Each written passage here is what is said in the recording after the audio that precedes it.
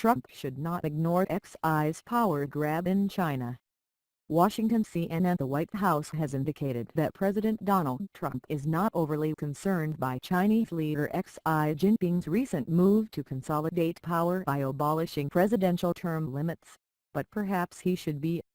Trump's press secretary, Sarah Sanders, told reporters on Monday that the decision is one for China to make about what's best for their country, but by clearing the way for his own indefinite rule, Xi has presented Trump with a challenge unique to any president since Richard Nixon in the 1970s. Xi's push to abolish term limits means he will likely remain the most influential leader of the emerging superpower for life and have more time to dedicate to his quest to rejuvenate China's influence at the expense of the U.S. Trump now has the dubious honor of being the president in office alongside the most powerful Chinese leader of the modern age, at a time when China has never been more politically and economically assertive.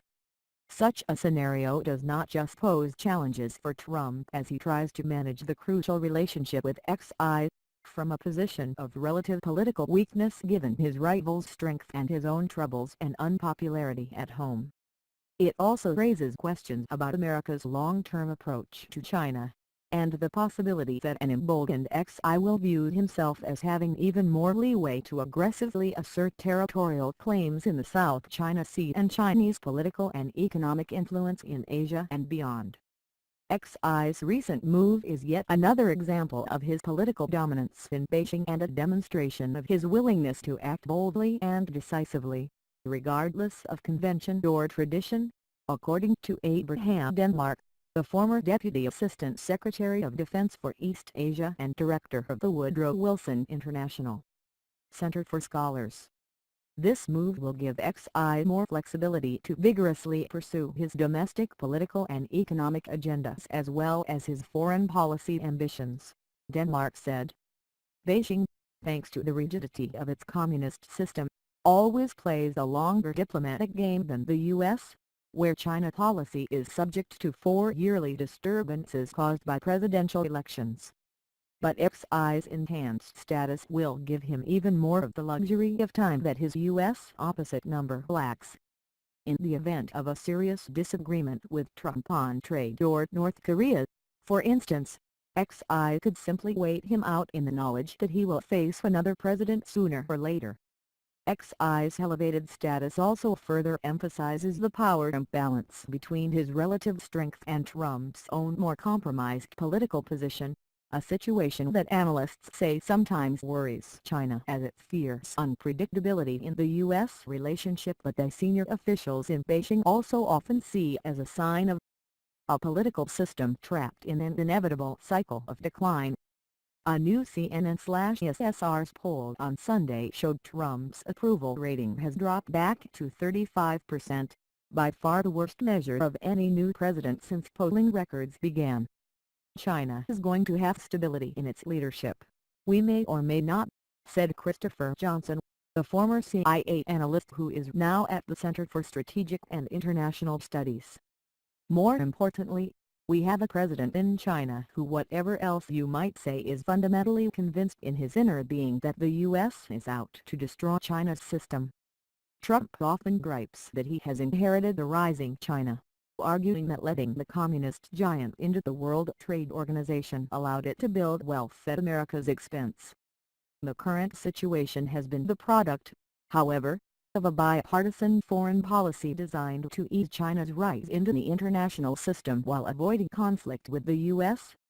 But the speed of Xi's stunning capture and consolidation of power and emergence as a strongman comfortable with domestic repression has surprised many observers and prompted questions about the U.S. approach.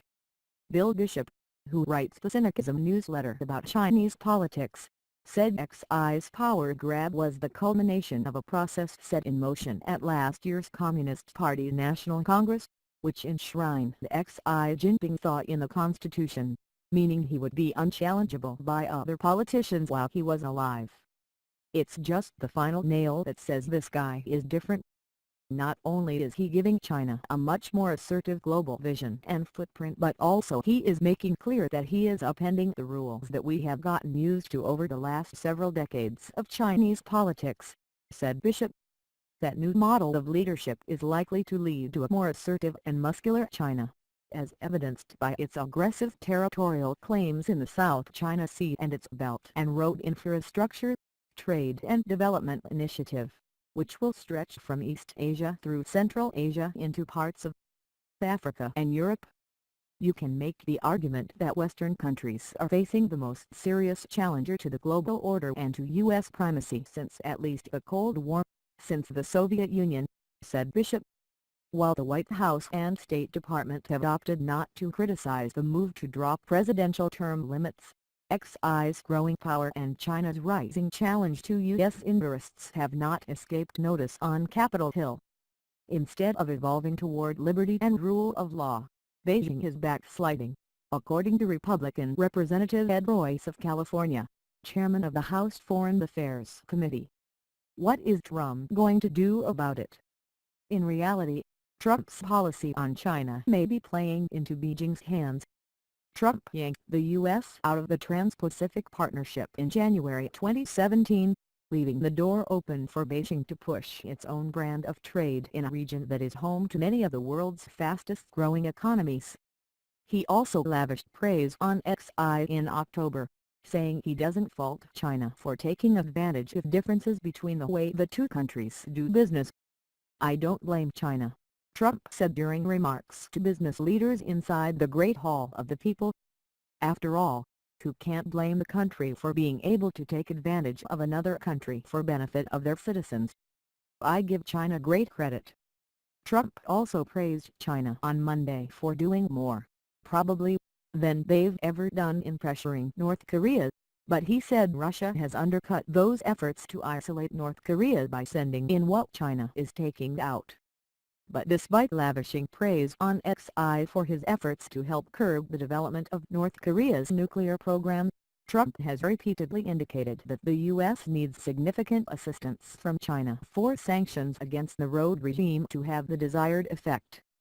A large portion of North Korean trading activity, licit and illicit, flows through China, and much of it needs formal access to banking services.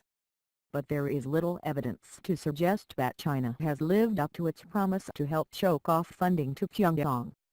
International sanctions on North Korea have tightened dramatically in the past 18 months, and Chinese banks are attempting to signal to their global counterparties that they are compliant with all regulations, according to Vat Runra, chief operating officer at C4Ads, which tracks illicit funding to North Korea. The impact is still to be seen, Ra told CNN.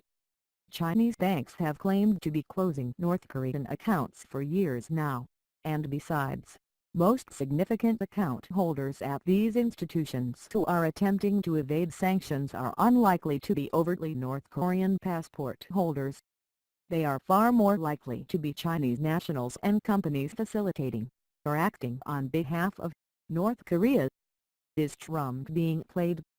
Trump said last week that this administration has developed a great relationship with China, other than the fact that they've been killing us on trade for the last long period of time, killing us, absolutely killing the United States on trade, and he has often touted his strong personal relationship with Xi. But Trump's comments suggesting US-China relations are stronger than ever are ludicrous, Denmark told CNN. Our relations have been far stronger than they are now, and there are several issues that could disrupt relations in addition to trade, such as North Korea, Taiwan, the East China Sea and the South China Sea, he said. But despite Xi's most recent effort to consolidate power within his own government, Denmark said the U.S. still maintains leverage in its relationship with China. The U.S. is China's most important foreign relationship, and Beijing would prefer to avoid significant turbulence with Washington, Denmark told CNN. That said, China's leaders recognize that turbulence may be coming, especially if President Trump decides to take action in the economic space to demonstrate resolve or build leverage. While Xi would prefer to strike a deal with Trump, China is ready and willing to respond to any negative action that the Trump administration may take, he added. While there is some danger that Beijing may look to take advantage of Trump's perceived ties with Xi, Denmark noted that both the Pentagon and the State Department appear wary of China's intentions. The Trump administration's national security strategy and national defense strategy both discussed great power competition with China as a leading challenge for the United States, and I don't expect that Trump is going to get snookered, he said. If anything, he may feel the need to push hard on trade issues, despite China's ability to retaliate in kind.